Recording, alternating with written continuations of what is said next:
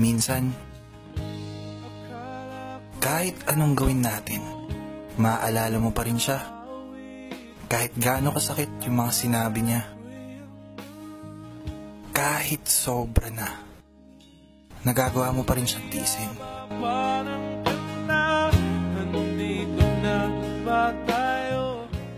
Kasi, mahal mo eh. Maaalala mo pa rin yung mga pinagsamahan nyo. Yung mga masasayang araw ninyo.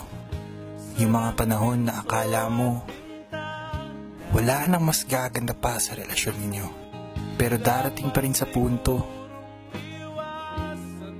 na maghihiwalay kayo. Tapos, mawawala na lang siya. Na parang bula. Kasi, walang forever eh. Sad, no? Pero, huwag kang mag-alala. Madami naman diyang iba.